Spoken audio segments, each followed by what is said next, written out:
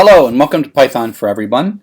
I'm going to do some coding. It's related to the dictionaries chapter, chapter 9, and we're going to do some word counting. That's basically right out of the slides but I'm going to just write the code in front of you rather than have you look at it in the book. So what we're going to do is I've got my text editor up here, and let me start by making a new folder. For my chapter 9 exercise, and then I'm going to go and make an untitled file. That was from the previous one, and I'll do what I always do, print hello, and save it.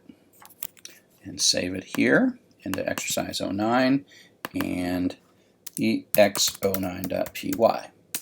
So now I have a folder that's in my py4e folder, and that happens to be in my desktop.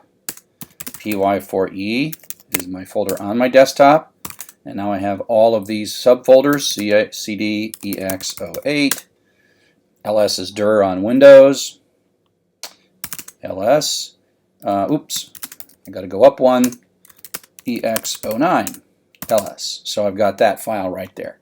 Now I'm going to want to read some files, and so I'm going to bring some files down, a couple of files. Python for Everybody code 3 intro.txt. So I've got this URL, and I'm going to save it, save page as, and it's really important that I save it in the same folder as I'm going to write my code, just so that when I open this file it knows where it's at. So I've saved that one, and I'm going to also take this clown text. I'll use this to make my life simple, so I have a real short thing that I can show you how it works. And so now if I go back to my terminal, I see I've got exercise 09 Python, intro.txt, and clown.txt. Okay? So let's go back to my text editor and get started. I will prompt for the file name, input, enter file, colon, space. Now I'm going to do something. If the length of the f name that I just read is less than 1, I'm going to say fname equals clown txt. I do this so that I can just hit enter and it defaults to clown.txt. If I want to give it a different name, I can. So if I just hit enter at this prompt, then this will give me a string that's 0 length. So if it's less than 1, I'll just assume that. So let me open that. Handle equals open fname, and let's read through it. For line in handle, we'll strip it. Line equals line.rstrip to take the white space off the right hand side, and then we're going to say print line. Again, I'm not just doing this. When I write code, I just saved it. When I write code, I do these kind of stuff all the time, just for my own sanity checking.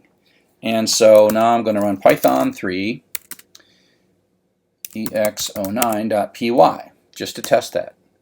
I'm going to hit enter now, and it's going to assume hopefully clown.txt if it all goes well, and yep, it read one line.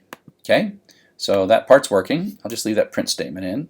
The next thing I want to do is kind of a classic thing where we're going to go read a bunch of lines and then go horizontally across those lines in words. So I'm going to split that. WDS equals line dot split,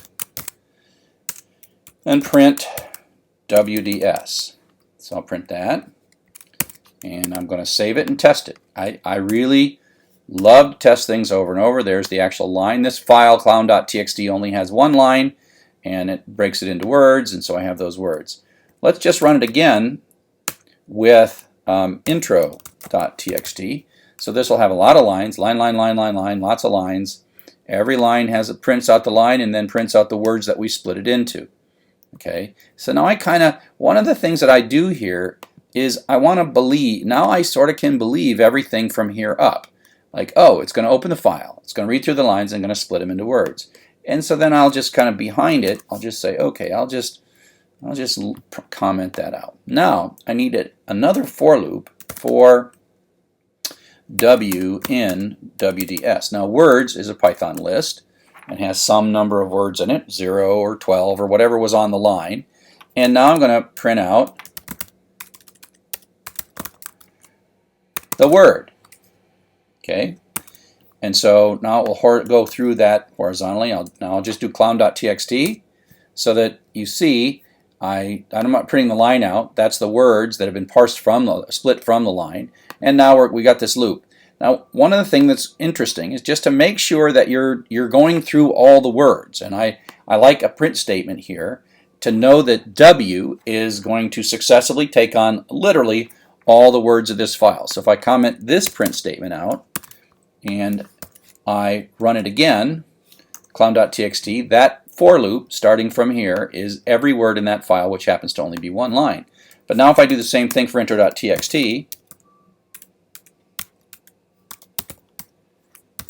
it's just going to go through the words. And in a sense, by nesting these two loops, we're going to hit all the lines. And that's a lot of stuff, but it hit all of the lines, all the words, and away we go. Okay, so here's where a dictionary comes in. I'm going to make a variable called di for dictionary, and I'm going to say give me a dictionary. Now dict is not something you can choose. That's saying that's defining the type of dictionary. Di is a variable that I chose. Okay, so the key thing to this dictionary is we're going to make a counter, and we're going to use W, the word, absorb, elegant, whatever, and we're going to use that as the index. So the simple thing to do is to say if W is in di, then we can say the dictionary sub the word, which is our key in the key value store of the dictionary, is equal to the value that we had before in that area, d sub w plus 1. And if it's not in there, else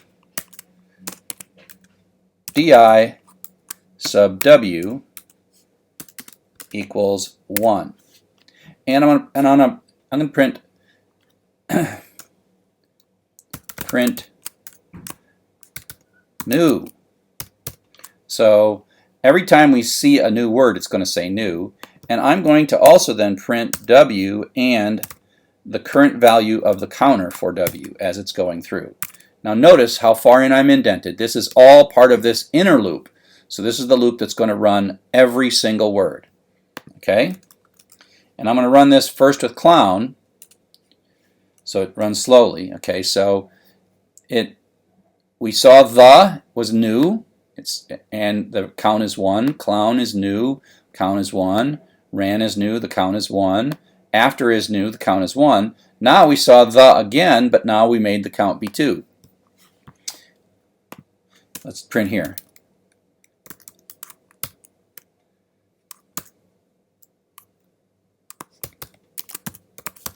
I'll say existing, so you can kind of see it. Now in the print, I'm printing this. Let's make it even a little more verbose. Print W, and then I will make it so it prints the word before and the count after, and then whether it's existing or new. So we're put a lot of print statements in. Print statements are cheap. Okay, so now we see the word the. It's the first time we see it, and we set it to 1. We see the clown. It's the first time we see it. We set it to 1. We see ran, new, 1.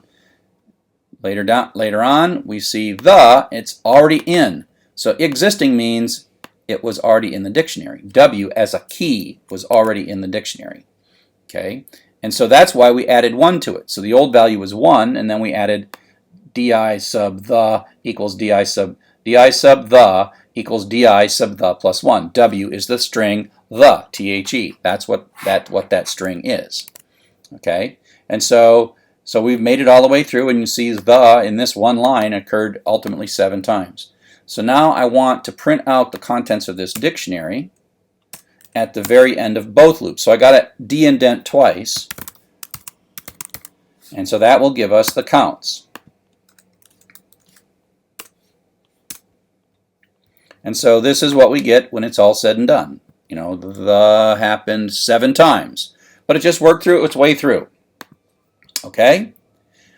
So you got that. Now, This is a pretty verbose way of doing this, but I did it sort of the slow way to show that there are two situations. If it's already there, you increment it, and if it's not there, you set it to 1, effectively inserting it, right? So you insert it and set it to 1 with this di sub the equals 1, okay? But let's get a little less verbose here, get rid of some of these print statements because we kind of covered all that.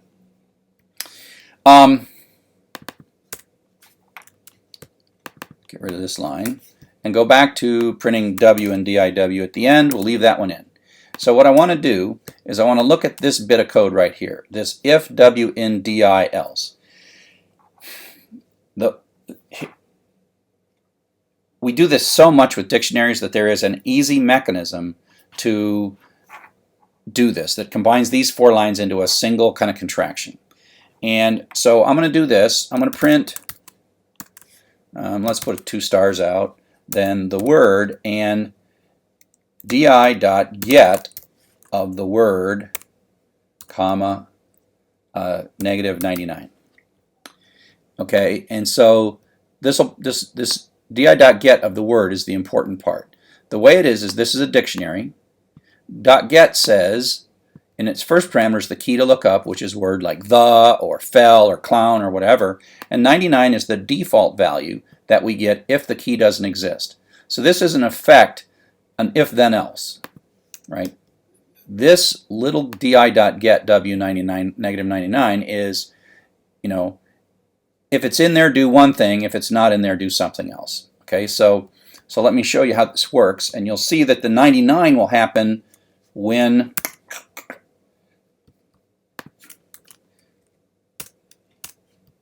okay, so the first time we see the, get returns 99.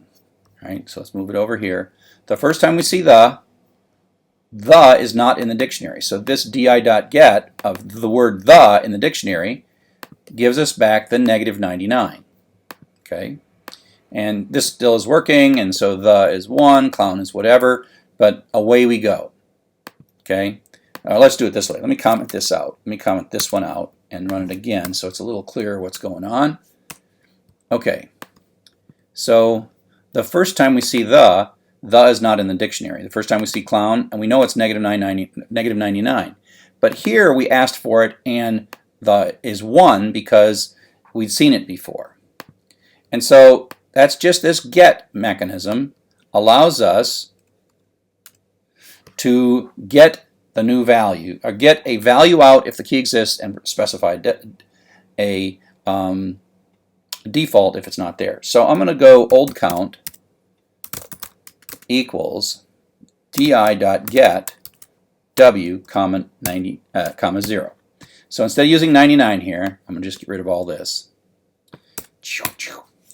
Is what I'm saying is look up in this dictionary. Get is a function that's part of all dictionaries. Look up using the key w, which is the, and if I don't get it, give me back 0. And so I'm going to say print word, comma, old, comma, old count. And now what I can say, whatever the old count is, it's either the value that was in there or 0. And now I can say new count equals old count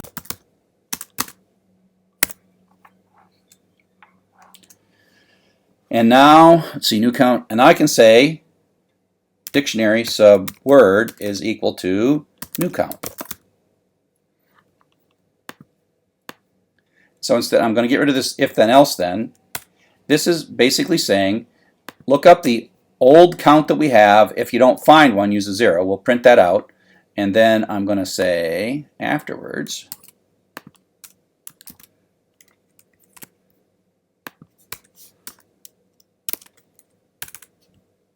I'll print the new count. Now, and so we'll print the old count. Here are some of these blanks. Print the old count.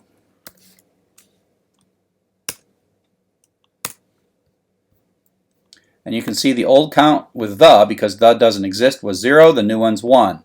Clown's old is 0. New is 1. Clown's old ran old 0. but now we get to the, its old count was 1, and now its new count is 2. Okay? So by using this get and saying if we don't find it, we'll assume the count is 0. That makes a lot of sense, right? You know, if not there, the count is 0. If the key is not there, the count is 0. Okay? So that's what this line does. If get the value from under the key associated with the key, or give me 0 back. And then I can take that old number and just add 1 to it and then stick it back in. Now this is ultimately not how we tend to do it. Okay? We tend to blend this all into one big long statement. di sub w equals this part plus 1. Okay, so that says get the old value from this key or 0 and then add 1 to it, because that really combines all of these lines into a single line. Okay, so I'm going to delete them now.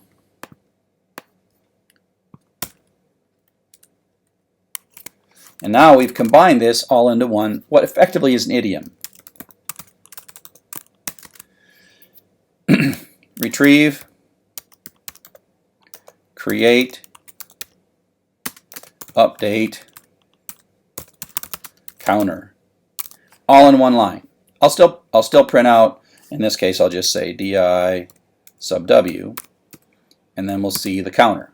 Okay, and so now I'll run this.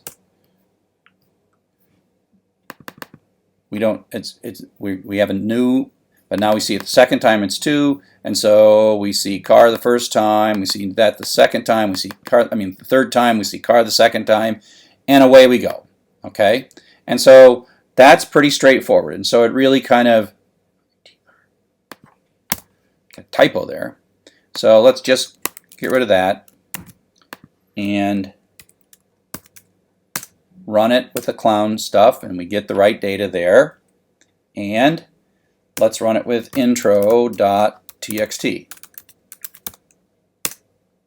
And there we go. Okay? And so it's tearing out a bunch of words and giving us a dictionary. So that was a lot of work to get to this line 16 that has the dictionary in it. Now we want to find the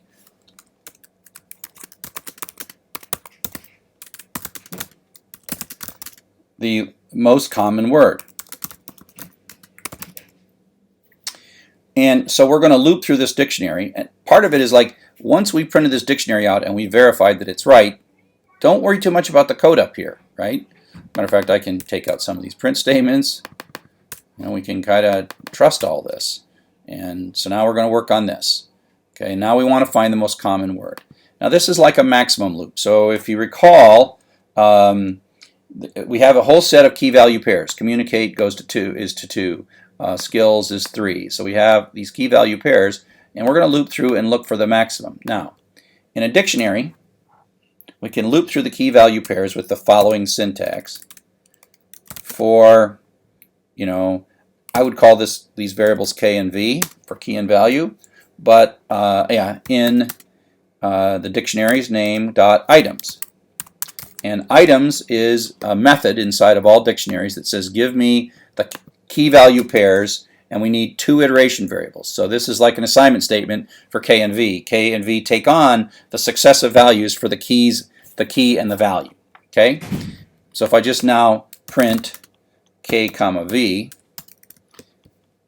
and I'll take this print statement out and then run the code on, oops, what I forgot to, oh, I fell back into my Python 2 days. Need parentheses for my print. So there's clown, and it just prints it out. And it's kind of the same thing, except it's pretty, where we're putting each one on a line. Okay, so the v is the value. So we're looking for the largest value. Oops. So the thing is, we know that the values are always numbers that are greater than 1. So I'm gonna do kind of a quickie maximum loop. Largest equals -1. Now in previous times we've seen that this is a bad assumption, but because we know these are counters, that are always positive, it turns out this is not a bad idea. And so I can say if the value is greater than the largest we've seen so far,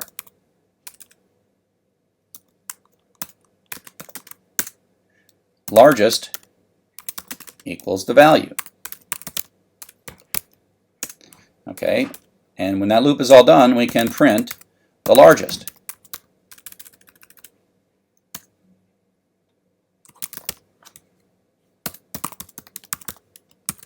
Okay, and so this is just a max loop, and we're using this value. That's the number. The value is the second thing. Oops.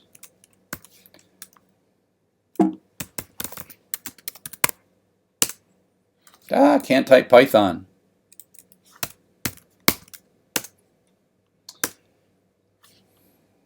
Oh, it's a typo. Yeah, I'm not using value, I'm using V. So largest equals V. Let's try it again. Okay, so we're all done with 7. So these were the things that we were looking for, and it was looking for the maximum, and it just dutifully found 7 was the largest. But we also want to know what the word is. And so what we can say here is we can say the word is none, meaning it's just like we don't know what the word is. And then whenever we catch this new largest number, we say the word equals W. So I like to think of this as capture, remember the word that was largest. Right? That's what I'm doing. Remem.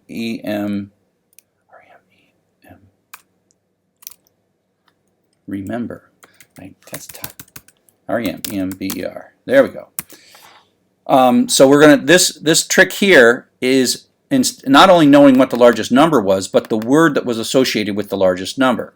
So now I can print out at the end the word and the largest, and that's the count. Okay, and so now we know that, oops, did we make a mistake here?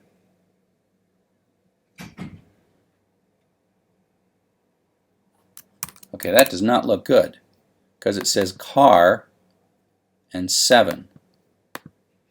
If V is greater than the largest, oh, it's not W. I used a really bad variable. See, that's the old value there. There we go. It's K, which is the key. Key. I was going to say that was quite the bug. See what happened there? I had this as W, and it just happened to be it was the last word on the file. Car, the last word in the file, because I used a wrong variable. Right? No, little mistakes, little mistakes. The and 7. Okay, so let's get rid of this print statement because we kind of know what's going on here. And away we go, and this should now work if we run it.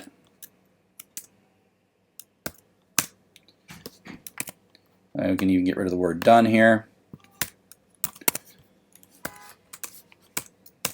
There we go, the 7. Now, the cool thing about this is this code runs just as easily with one line of code or the intro of the book, intro.txt, and not surprisingly, that's still the most common word in the introduction.txt. I seem to like that word, and it's 226 times. Okay, and so that is the basic pattern of reading some. This is just a word loop. Now, sometimes there would be some, checking to see if the line is the one you're interested in, maybe tearing apart the line, but it's at the end of the day, this idiom of starting a dictionary. Now, it's a common problem to know where to start the dictionary. You want to accumulate the numbers for the whole file, so you don't want to put it in between line 6 and line 7. Okay? So I hope that particular thing helps a little bit, helps you understand dictionaries.